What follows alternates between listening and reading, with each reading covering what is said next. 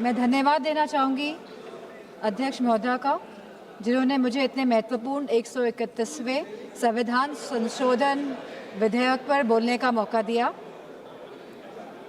सबसे पहली बात जो मैं रखना चाहूँगी, जो सत्ता पक्ष है वो जिस तरह की भूमिका बना रहा है कि विपक्ष लोग आरक्षण के साथ नहीं है, महिलाओं के आरक्षण के साथ नहीं है, जिस तरह की भ्रांति और भ्रम फैलाने का काम कर रही है सत्ता पक्ष के लोग, तो मैं उन लोगों से कहना चाहूँगी कि 2023 में जब नारी शक्ति वंदन अधिनियम बिल पास हुआ था तो पक्ष और पूरा विपक्ष एक साथ होकर इस बिल को हम लोगों ने पास कराया था और इस सर्व सहमति के साथ पास हुआ था।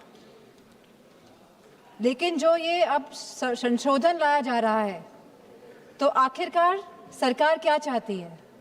क्या सरकार वाकई में महिलाओं का सशक्तिकरण चाहती है या इस विधेयक को लाकर, इस संशोधन को लाकर वो खुद के सशक्तिकरण के तरफ काम कर रही है?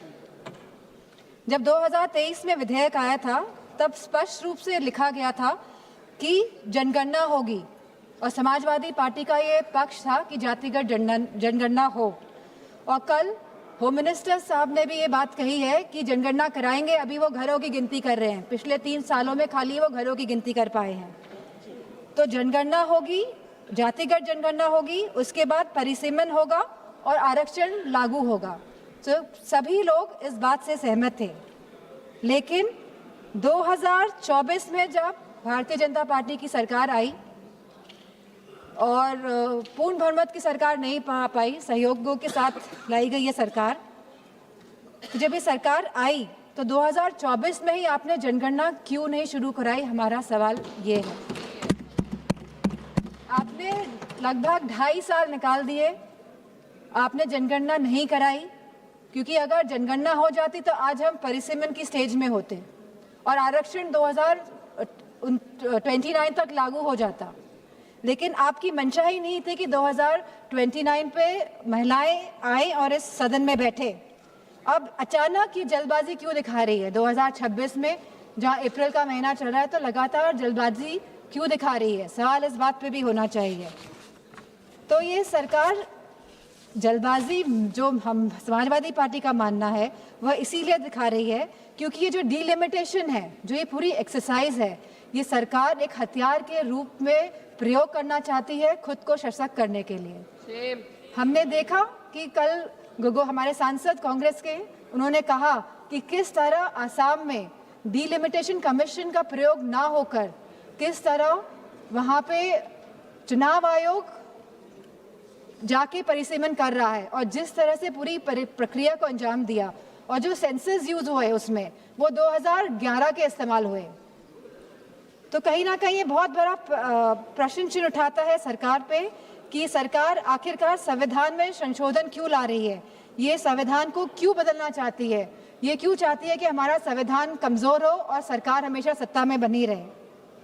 हमारे संस्थापक आदरणीय श्रद्धेय नेताजी ने जब उत्तर प्रदेश में पहली बार महिला आरक्षण लागू किया पंचायती राज में, तब जहां SC/ST महिलाओं को आरक्षण मिला, वही हमारी OBC महिलाओं को भी आरक्षण मिला और हमारी जनरल कैटेगरी की महिलाओं को भी आरक्षण मिला। अब समाजवादी पार्टी चाहती है कि इस आरक्षण में हमारी अल्पसंख्यक महिलाओं को भी आरक्षण मिले। आप क्यों आधी आबादी में बंटवारा करना चाहते हैं? आप क्यों नहीं चाहते हैं कि महिलाएं आगे बढ़े, हर वर्ग की, हर समाज की, हर धर्म की महिलाएं आगे बढ़े? आज हमारी यह मांग है कि आप OBC महिलाओं को भी आरक्षण दें और हमारी अल्पसंख्यक महिलाओं को भी आरक्षण दें। अल्पसंख्यक महिलाओं से तो किसी तरह का द्वेष, किसी तरह की चिढ़ है सामने बैठे हुए लोगों को, लेकिन मुझे पूरा भरोसा है कि जो हमारे यूपी के सांसद हैं भारतीय जनता पार्टी के, वो OBC महिलाओं के लिए मना नहीं करेंगे। तो वाकई में अगर आपको संशोधन लाना था, अगर आपको कॉन्स्टिट्यूशनल अमेंडमेंट करना था, तो आप इस बात का अमेंडमेंट करते कि आप OBC महिलाओं को आरक्षण देने का काम करेंगे। आज जब आप अल्पमत में दिखाई दे रहे हैं, क्योंकि आप जानते हैं कि आपका जो वोट है वो खिसकता जा रहा है कहीं ना कहीं, तो आप इस तरह का भ्रम फैलाने के लिए ये संशोधन बिल लेकर आए हैं, क्योंकि आपका केवल एक ही लक्ष्य है कि जो डेटा जो कास्ट सेंसस का डेटा, जो जातिगत जनगणना का जो डेटा आएगा, जिससे सबकी भागीदारी सुनिश्चित होगी, निश्चित होगी, आप इससे भागना चाह रहे हैं और आप डीलिमिटेशन की प्रक्रिया से इसीलिए सेंसस को हटाना चाहते हैं, या 20 या 25 साल के सेंसस का आप प्रयोग करना चाहते हैं। आप कहते हैं आप महिलाओं की हितैषी है, आप महिलाओं के बारे में सोचते हैं, लेकिन आज जब मैं यहाँ खड़ी हुई हूँ और जब पिछले कुछ दिनों पहले जब संसद चला और जब कैफ बिल आया, central arm forces police bill आया, तब आपने जो शहीद हुए, जिन्होंने हमारे देश के लिए बलिदान दिया, जिन्होंने हमारे देश के लिए जो शहीद हुए हैं, आपने उनको शहीद तक का दर्जा नहीं दिया। आपने उन शहीदों की महिलाओं के बारे में, उनके बच्चों के बारे में नहीं सोचा। आज जब ये आप विधेयक लेके आ रहे हैं तो हमारी मांग है कि उन महिलाओं के सम्मान के लिए आप उन शहीद जनों को, शहीद जवानों को शहीद का दर्जा दें और साथ में आप उन्हें पेंशन देने का भी कार्य करें। अब जब महिलाओं की बात हो रही है तो आंगनवाड़ियों को क्यों छोड़ रहे हैं आप आंगनवाड़ियों को भी, जो इतने साल से संघर्ष कर रही है, जो गांव-गांव में संघर्ष कर रही है, आप उनको भी उनका मानदेय बढ़ाने का कार्य करें। जहां आप सब वाकई में चाहते हैं अगर महिलाएं सशक्त बने तो आप उनकी शिक्षा में ध्यान दीजिए। अध्यक्ष महोदय, यूपी में तो गांव-गांव में स्कूल बंद किए जा रहे हैं, प्राइमरी स्कूल्स को बंद किया जा रहा है बिना कुछ सोचे, बिना कुछ समझे। और स्वास्थ्य के जो हालात हैं और जो पोषण की जो व्यवस्था है उत्तर प्रदेश में, मैं समझती हूँ पूरी तरह से उत्तर प्रदेश की व्यवस्था ध्वस्त है। और सुरक्षा और महिलाओं के सम्मान की तो बात क्या ही करी जाए। हमने देखा है जिस तरह हाथरस कांड हुआ, जिस तरह भारतीय जनता पार्टी के जो एमएलए सेगर जी का जो पूरा कांड हुआ, और लगातार जो उत्तराखंड में कांड हुआ, जब हमारे सांसद ने एक कविता कह दी तब तो विपक्ष दल की सब सांसदें खड़ी हो गई, उनका विरोध करने लगी, भरपूर तरीके से इन लोगों ने विरोध किया। लेकिन जब मणिपुर की घटना हुई तो कोई भी भारतीय जनता पार्टी के महिला सांसद खड़ी नहीं हुए। जब उत्तराखंड में 19 साल की लड़की को मार दिया गया, अंकिता भंडारी को, तब भारतीय जनता पार्टी की कोई भी महिला सांसद खड़ी नहीं हुई। पुरुषों से तो हमें उपेक्षा नहीं है, लेकिन कम से कम महिलाओं से तो हम ये उम्मीद करते हैं कि वो एटलीस्ट महिलाओं के लिए तो खड़ी हों।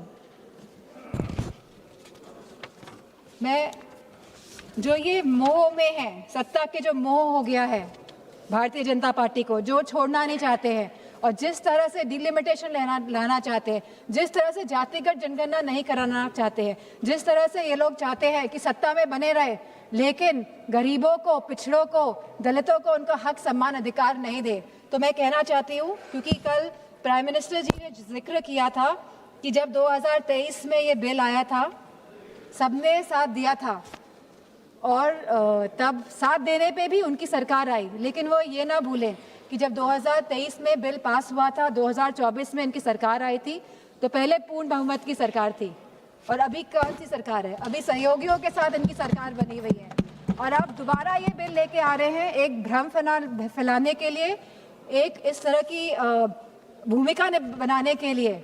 लेकिन अब जब 2029 में जब चुनाव दोबारा आएंगे तो मेरा पूरा मानना है कि भारतीय जनता पार्टी की सरकार जाने वाली है। और गारंटी की बात की जा रही थी कल, गारंटी, ये तो समय बताएगा। ये तो गारंटी की बात कर रहे थे। बताइए, आपने गारंटी नहीं दी थी कि आप आय दुगनी करेंगे हमारे किसान भाइयों की? क्या आपने गारंटी नहीं दी थी आप वन पेंशन लेकर आएंगे हमारे नौजवानों के लिए जो शहीद होते हैं? क्या आपने गारंटी नहीं दी थी कि आप 2 करोड़ लोगों को नौकरी देंगे? क्या आपने गारंटी नहीं दी थी कि आप मुफ्त सिलेंडर देंगे? क्या आप यूपी में गारंटी देके नहीं आए थे कि होली और दिवाली में आप महिलाओं को मुफ्त सिलेंडर देने का कार्य करेंगे? क्या वहाँ के आवारा पशुओं को आप उनकी जो समस्या है उसको सुलझाने का काम करेंगे? आपने नोटबंदी में भी गारंटी दी थी कि आप आतंकवाद को खत्म करेंगे। आप सबसे ज्यादा घटनाएं आतंकवाद की अगर हुई हैं तो भारतीय जनता पार्टी की सरकार के समय हुई है, चाहे वो पुलवामा हो, चाहे वो पहलगाम की घटना हो, चाहे वो नक्सलवादियों की घटनाएं हो। सबसे ज्यादा अगर हमारे जवान शहीद हुए हैं तो भारतीय जनता पार्टी के समय में शहीद हुए हैं। नक्सलवाद खत्म हुआ, लेकिन आप शहीदों को शहीद का दर्जा नहीं देंगे, पेंशन नहीं देंगे आप। अब क्या बात करते हैं?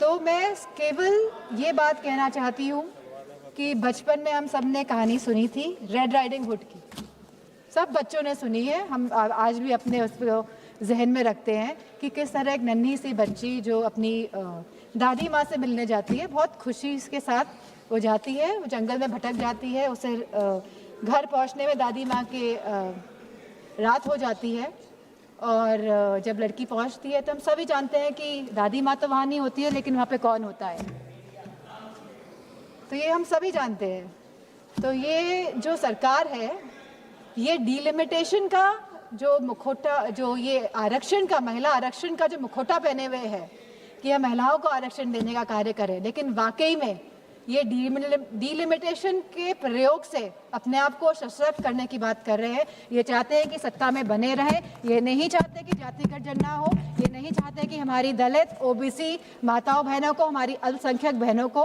आरक्षण मिले, वो आगे बढ़े। इन्हीं शब्दों के साथ मैं अपनी बात को समाप्त करती हूँ। धन्यवाद। हमारे लिए सदस्य श्रीमती हरसिमरत कौर जी। शुक्रिया मैडम 2014 और 2019 के मैनिफेस्टो में भारतीय जनता पार्टी ने लिखा था कि ये